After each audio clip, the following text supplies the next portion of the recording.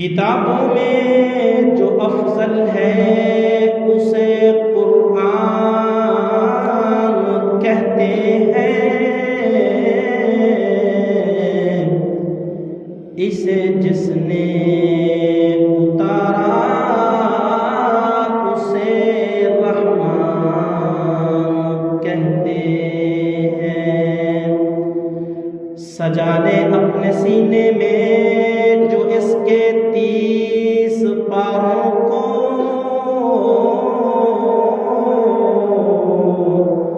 زمانے بھر میں اسے حافظ قرآن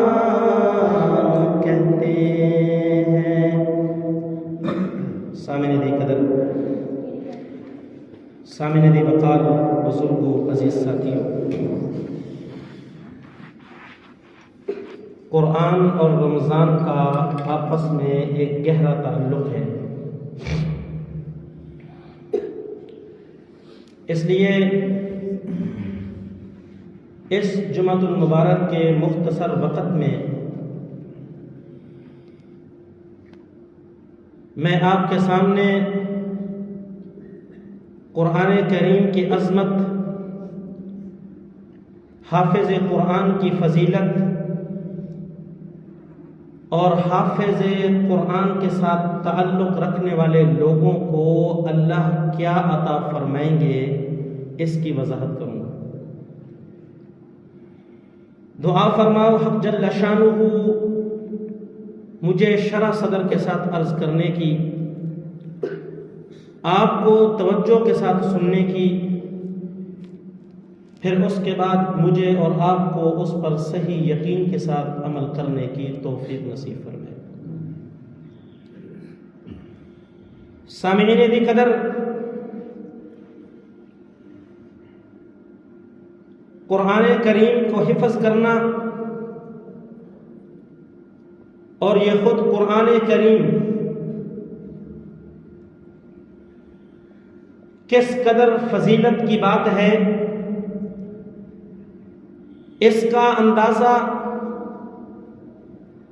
علامہ سیوطی رحمۃ اللہ علیہ کی کتاب خصائص الکبریٰ کے اندر جو ایک حدیث ذکر کی گئی ہے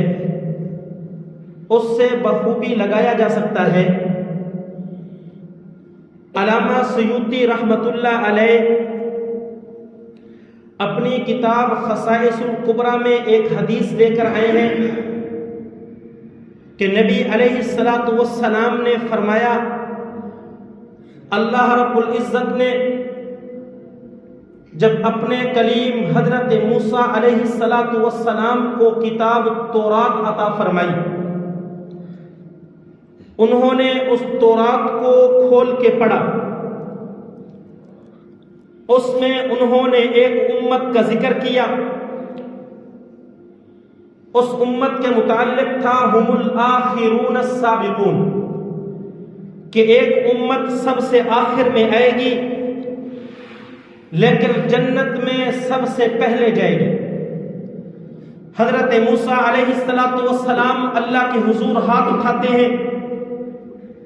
اے اللہ یہ امت مجھے عطا فرما دے۔ اللہ رب العزت کی ذات نے فرمایا، اے میرے کلیم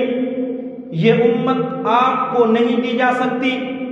اس لیے کہ میں یہ امت اپنے حبیب حضرت محمد الرسول اللہ صلی اللہ علیہ وسلم کو عطا کروں گا۔ پھر انہوں نے اس امت کا ایک اور وصف پڑھا، اللہ رب العزت نے فرمایا تھا اناجیلہم فی صدورہم، کہ اس امت کے نبی پر جو کتاب اترے گی وہ کتاب صرف تورات میں نہیں ہوگی بلکہ وہ امت اس کتاب کو اپنے سینے میں محفوظ کرے گی۔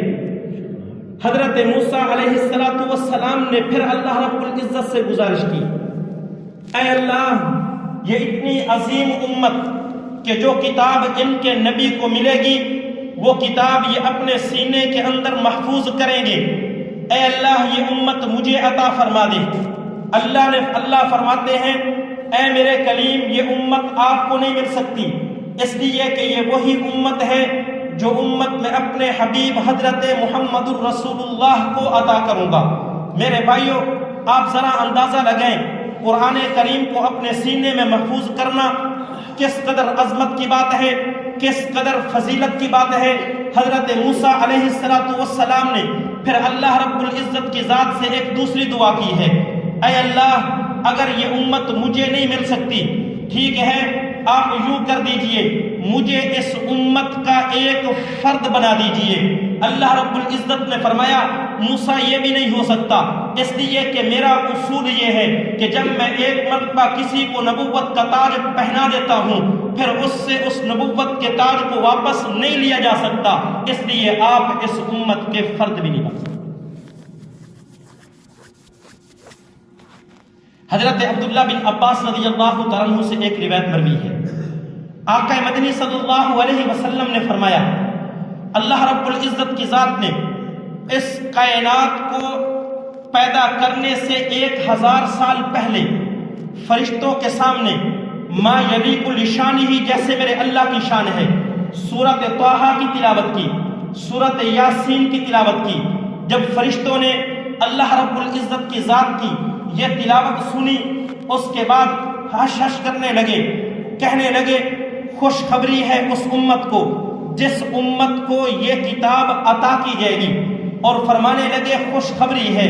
اس سینے پر جو سینہ اس قرآن کو، اس کتاب کو اپنے اندر محفوظ کرے گا۔ فرشتے کہنے لگے خوشخبری ہے اس زبان پر جو زبان اس کلام اللہ کی تلاوت فرمائے گی۔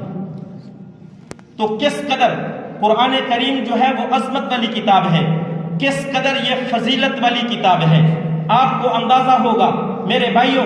دوسرا میں نے بتایا تھا کہ اللہ رب العزت کی ذات خود حافظ قرآن کو کیا عطا فرمائے گی۔ میرے بھائیوں، حافظ قرآن کے فضیلت میں حافظ قرآن کو کیا ملے گا؟ 20 احادیث ایسی ہیں جو اس کی عظمت پر دلالت کرتی ہیں۔ میں اس زیادہ تفصیل کے اندر نہیں جاتا، میں آپ کے سامنے صرف ایک حدیث پیش کرتا ہوں جو امام طحاوی رحمۃ اللہ علیہ اپنی کتاب مشکل آثار کے اندر نقل کرتے ہیں۔ حضرت امام طحاوی رحمۃ اللہ علیہ فرماتے ہیں نبی علیہ السلام نے فرمایا لو جعل القرآن فی اہاب، کہ یہ جو قرآن ہے اس قرآن کو ایک چمڑے کے اندر ایک چمڑے کے اندر ڈال دیا جائے، یعنی چمڑے کا لحاف بنا دیا جائے۔ پھر فرماتے ہیں ثم القی فی النار، پھر یہ جو قرآن کو آپ نے چمڑے کے اندر ڈالا ہے پھر اس قرآن کو آگ کے اندر ڈال دیا جائے۔ نبی علیہ السلام نے فرمایا لمحترقت، قرآن جلنا تو بڑی دور کی بات ہے، قرآن کے اوپر یہ جو چمڑے کا لحاف ہے آگ اس کو بھی نہیں جلائے گی۔ میرے بھائیوں، جو اکثر محدثین ہیں انہوں نے اس حدیث کا مطلب بیان کیا، وہ کہتے ہیں یہ حدیث نبی علیہ السلام کے زمانے کے ساتھ خاص ہے۔ نبی علیہ السلام کے زمانے میں اگر کوئی بدبخت ایسا ہوتا قرآن کریم کو اٹھاتا وہ آگ کے اندر ڈالتا، اللہ رب العزت کی ذات قرآن کو نہیں جلنے دیتے تھے۔ قرآن تو بڑی دور کی بات، اس قرآن کے اوپر جو گتا ہوتا تھا، اس قرآن کے اوپر جو لحاف ہوتا تھا، آگ اس کو بھی نہیں جلاتی تھی۔ لیکن علامہ طحاوی رحمۃ اللہ علیہ بڑے محدث ہیں، حنفی مسلک سے تعلق رکھتے ہیں، سرخیل احناف ہیں۔ میرے بھائیوں، یہ کہتے ہیں نہیں، اس حدیث کا مطلب یہ نہیں ہے، بلکہ اس حدیث کا مطلب یہ ہے کہ نبی علیہ السلام نے فرمایا کہ لو جعل القرآن فی اہاب، اس قرآن سے مراد یہ قرآن نہیں ہے جس قرآن کو میں اور آپ کھول کے پڑھتے ہیں، بلکہ اس قرآن سے مراد وہ قرآن ہے جو حافظ قرآن اپنے سینے کے اندر محفوظ کر لیتا ہے۔ اور چمڑے سے مراد چمڑا دنیا کا نہیں ہے جس کو ہم قرآن کا لحاف بناتے ہیں، بلکہ چمڑے سے مراد حافظ قرآن کے سینے کا چمڑا ہے۔ اور جہنم اور آگ سے مراد یہ دنیا کی آگ مراد نہیں ہے،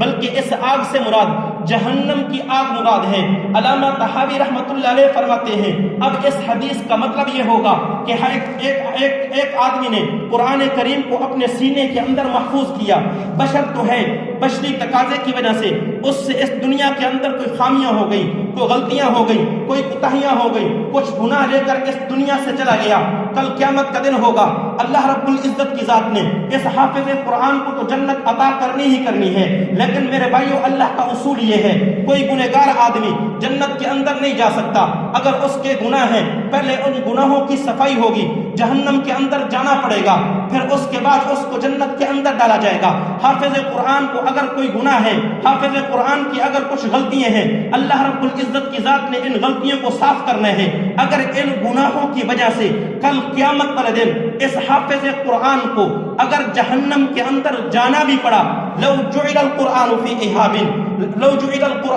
احاب ثم القی فی النار، اس حافظ قرآن کو اگر اس جہنم کے اندر جانا بھی پڑا، لمح ترکت، اس کا سینہ جلنا تو بڑی دور کی بات ہے۔ میرے پیغمبر کی ذات فرماتے ہیں یہ جو جہنم کی آگ ہے، حافظ قرآن کے اس سینے کے چمڑے کو بھی نہیں جلا سکتی۔ کس قدر حافظ قرآن کی فضیلت ہے، اور اللہ رب العزت کی ذات اس کو کس قدر مرتبہ دیں گے کل قیامت والے دن۔ ایک حدیث میں آتا ہے من قرأ القرآن وحافظہ،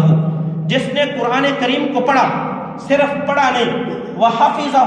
اس کو اپنے سینے کے اندر محفوظ کر لیا۔ محفوظ کرنے کے بعد میرے بھائیوں اس کو بھلایا نہیں ہے، بلکہ وستظہرہ، اس کو اچھی طرح یاد ہے، وہ اس کی تلاوت کرتا رہتا ہے۔ وأحل حلالہ،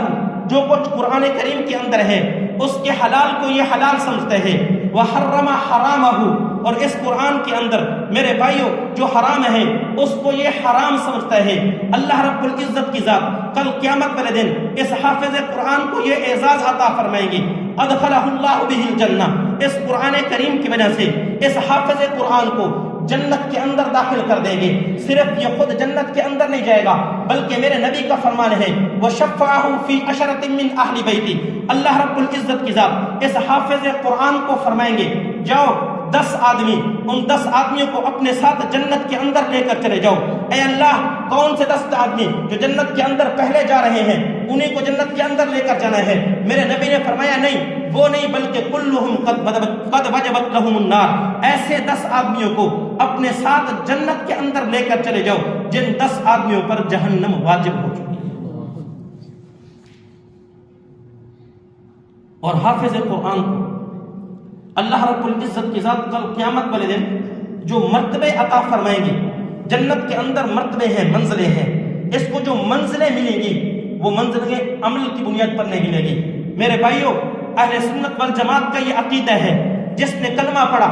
کلمے کی وجہ سے وہ جنت کے اندر جائے گا۔ کلمہ پڑھ لیا، اس کی جتنی بھی برائیاں ہوں کسی نہ کسی وقت جہنم کے راستے سے ہو کر جنت کے اندر چلا جائے گا۔ جنت کے اندر جو دخول ہے اس کی بنیاد کلمہ ہے۔ میرے بھائیو جب ایک بندہ مسلمان ہو گیا وہ کسی نہ کسی وقت میں جنت کے اندر پہنچ جائے گا، لیکن اس جنت کے اندر جو مرتبے ہیں ان مرتبوں کی جو بنیاد ہے وہ عمل ہے۔ جس بندے کا عمل زیادہ ہوگا جنت کے اندر اس کو مرتبہ بھی اونچا ملے گا، جس کا عمل کم ہوگا اس کو جو مرتبہ ہے وہ بھی کم ملے گا۔ میں قربان جاؤں حافظ قرآن پر، اللہ رب العزت کی ذات نے اس حافظ قرآن کو کس قدر اعزاز عطا فرمایا ہے، کس قدر عزت عطا فرمائی ہے۔ یہ جنت کے اندر تو جائے گا اپنے ایمان کی بنیاد پر، اسلام کی بنیاد پر، مسلمان ہونے کی بنیاد پر، لیکن جنت کے اندر اس کو جو مرتبے ملیں گے، جو اس کو مقام ملے گا، جو اس کو منزلیں ملے گی، وہ منزلیں اس کی عمل کی بنیاد پر نہیں ہوں گی، بلکہ اس کو جو منزلیں ملے گی وہ اس قرآن کریم کی تلاوت کی وجہ سے ملے گی۔ میرے پیغمبر کا فرمان ہے یقال لصاحب القرآن، جب حافظ قرآن جنت کے اندر چلا جائے گا اس حافظ قرآن کو پھر کہا جائے گا اقرأ ورتقی، تو قرآن کریم پڑھتا جا اور جنت کی جو منزلیں ہیں، جنت کی جو سیڑھیاں ہیں ان کو تو چڑھتا چلا جا۔ کس طرح تو نے قرآن پڑھنا ہے؟ میرے نبی نے فرمایا، اللہ فرمائیں گے قرآن ایسے پر ورتل کما ترتل فی الدنیا، جیسے تو دنیا کے اندر ٹھہر ٹھہر کر قرآن کریم کی تلاوت کیا کرتا تھا، جنت کے اندر بھی اسی طرح ٹھہر ٹھہر کر تلاوت کرتا چلا جا اور پھر جنت کی سیڑھیاں چڑھتا چلا جا۔ ان منزلک عند آخر آیت تقرأ بها، تیری منزل، تیرا مرتبہ، تیرا مقام جنت کے اندر تجھے جو منزل ملے گی، تجھے وہ منزل وہ ملے گی جہاں پر تو قرآن کریم کی آخری آیت کو تلاوت کرے گا۔ کس قدر اللہ رب العزت کی ذات نے اس حافظ قرآن کو اس قرآن کی وجہ سے اعزاز عطا